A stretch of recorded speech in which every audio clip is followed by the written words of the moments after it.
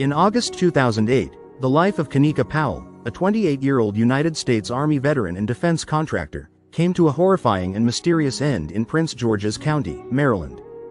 Her murder shocked the community, not just because of its violence, but because of the bizarre circumstances leading up to her death. Kanika, who worked in a classified role related to national security, had reported multiple suspicious encounters with unknown men posing as government agents shortly before she was gunned down at her doorstep. The case remains unsolved, and theories swirl around whether her murder was random, targeted, or even related to her sensitive line of work. Here's a deep look into the strange and disturbing case of Kanika Powell. Kanika Powell was a dedicated and disciplined young woman.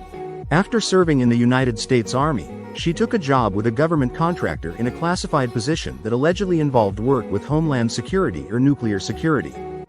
Friends and family described her as intelligent, cautious, and highly responsible. She lived alone in an apartment complex in Laurel, Maryland, a quiet suburb between Washington, D.C., and Baltimore. By all accounts, she led a low-profile life and had no known enemies. But in the week before her murder, Kanika became deeply alarmed by several strange visits to her home. In a series of events that would later feel like an ominous prelude, Kanika had contacted friends and law enforcement about several unusual and frightening incidents.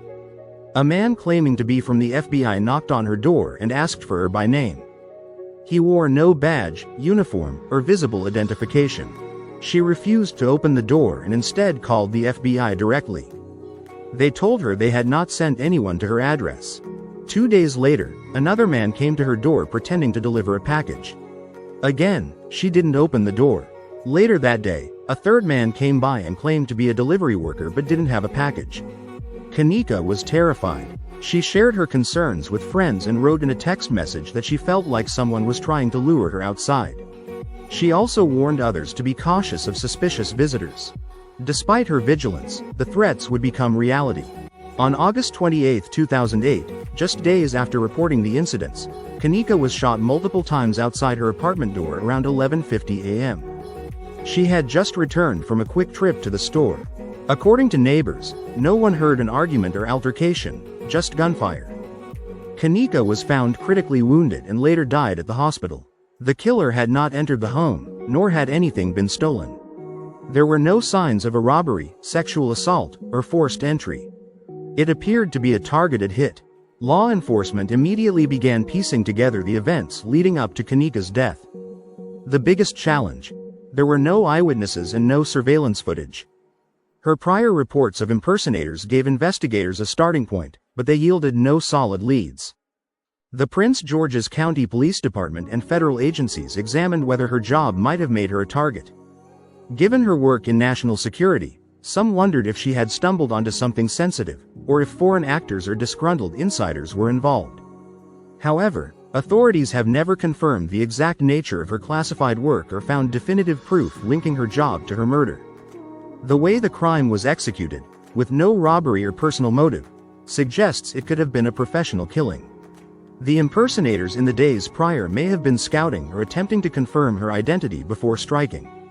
Some have theorized that Kanika was targeted by someone who had been stalking her and used fake roles, FBI agent, delivery man, to gain access to her home. Her refusal to open the door may have escalated the perpetrator's resolve.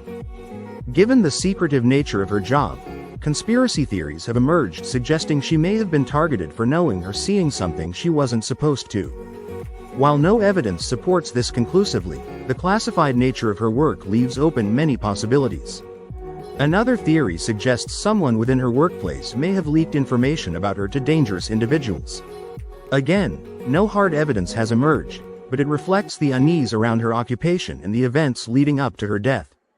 More than 15 years later, Kanika Powell's case remains open, with few public updates.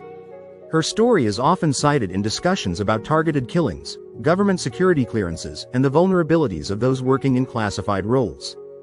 Anyone with information is urged to contact the Prince George's County Police Department or submit a tip anonymously. Justice for Kanika Powell may still be out there, waiting to be uncovered.